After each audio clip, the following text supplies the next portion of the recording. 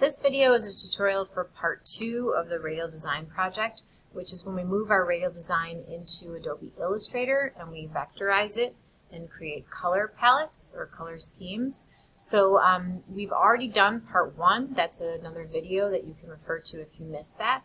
Part 1 was creating this Radial design in Photoshop. What we're going to do this time is open Adobe Illustrator. So from the Start menu, launch Adobe Illustrator. And from Illustrator, we are going to directly open with our Open tab. Right here, we're going to directly open that Photoshop file you just made. So navigate to the correct folder, and you're looking for R4, the last file that you just, oh, I'm sorry, scratch that. You're looking for the Radial project, that's what you just made. So you're looking for your Radial Photoshop file. You're going to open that up and you're going to pause here. This is asking whether you want to keep your layers like you have in Photoshop or flatten to one layer. We want to flatten. That's really important. So click the second button and click OK, and then you'll see your Radial. If you hold down Alt and zoom in, you'll see pixels. So it's an image from Photoshop, therefore it has pixels. But we're going to change it so that it has only vectors. So what we're going to do is use the top arrow on the toolbar on the left. So kind of like Photoshop, we use the Move tool the most. This is your selection tool. If you use this all the time and use it to select things, so we're going to click on that box and click on the image, and now it's a box. It's got anchor points and red lines around it, so it's selected. On the right hand side in your Properties panel, you're going to see a button called Image Trace. When you click Image Trace, it gives you options. This is an automated vectorizing option in Illustrator. We're going to knock all those grays down to 6 colors, or essentially 6 different grays. So when you click it, you're going to see your image change a little bit. So it's not as many grays now, it's simply 6 different grays.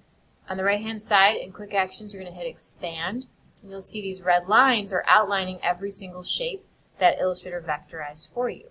This is your first file. So you're going to File, Save As, into your Radial folder. You're going to save it as Grayscale. So I already have one there. Title it Grayscale, hit Save. I'm replacing mine, yours is new, and just hit OK.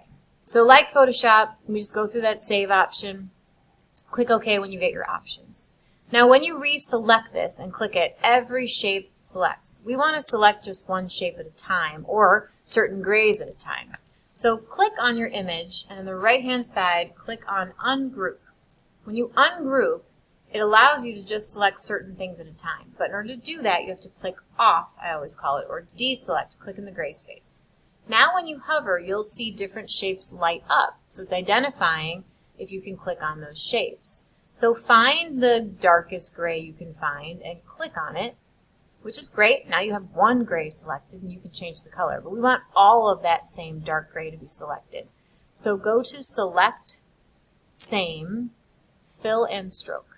And that's going to select all the same dark grays. We're going to change our fill color on the right hand side in your Properties panel in Appearance. The color that you selected, the gray you selected, should show up right here.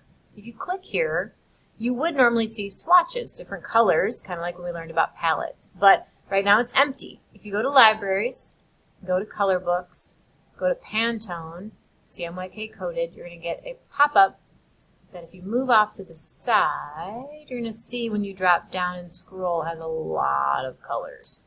Pick any color your heart desires. Then you're going to go over and select another gray, Select, Same, Fill and Stroke, click a different color. You don't have to be creating a specific color palette. You can just click any color that you want.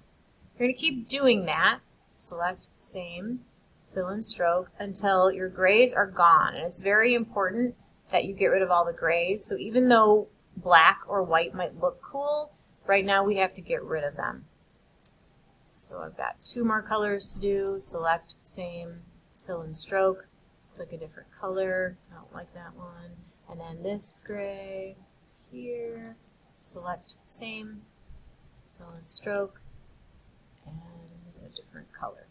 So if we deselect, the whole thing is colorized now. What we're going to do is quickly change all of these colors into a color scheme. So the goal for the project is to create color schemes for each of these schemes that we learned about in class. We did grayscale already. Now we're going to do monochromatic.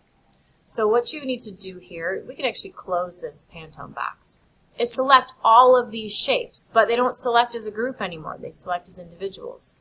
So in the gray space, you're going to click and hold your mouse and drag over the entire image. Be careful, don't underclick because you'll lose some stuff. So drag all the way across gray space to gray space and let go. So that's called a drag selection. You're selecting everything by dragging. In your quick actions in your properties panel, you've got a recolor option. If you move that off to the side, you can see that all the colors in your design are showing up in this palette and showing up in these bars.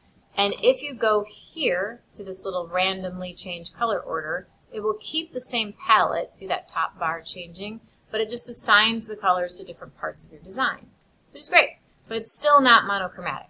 So we're going to go to Edit, and you're going to see a color wheel. We learned about monochromatic and how all the colors are along one line. You can do that manually, but you can also drop down here and go to monochromatic 2, and it will lock, just like Adobe Color does, it will lock all your colors in one line. So you can slide these circles in and out and change the color. You can also go below and change it to a darker color palette if you want to add more shades, or a tinted lighter palette. You can slide this slider to make it be very pastel-y, or slide it to be very dark. So when you've chosen a palette that you like that's monochromatic, you're going to OK, and you're going to File, Save As, and call it monochromatic. So that way you remember that this is your monochromatic file. Click OK. It's still selected. If you lose the selection, drag again over everything. Click Recolor. Now we're going to do Analogous. So drop down, Analogous 2. And flip through again this way like we learned about, or you can go to Edit and change your colors. Be careful with Analogous. It allows you to go all the way around the color wheel. That's not an analogous color scheme. Remember, analogous is colors next to each other, so if you click just that black circle, it will stay locked. So find a color palette that you like.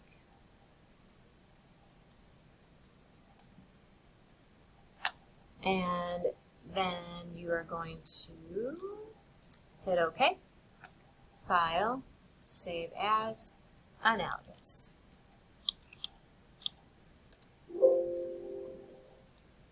You're going to keep doing this until you've hit all of the file on the list today. So analogous, complementary, triadic, and high contrast. I'm going to pause and let you do that, and I'll come back after they're all done.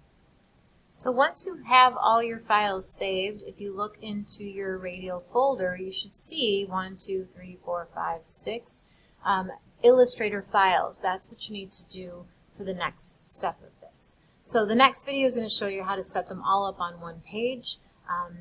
So refer to that if you need to know how to assemble the final project.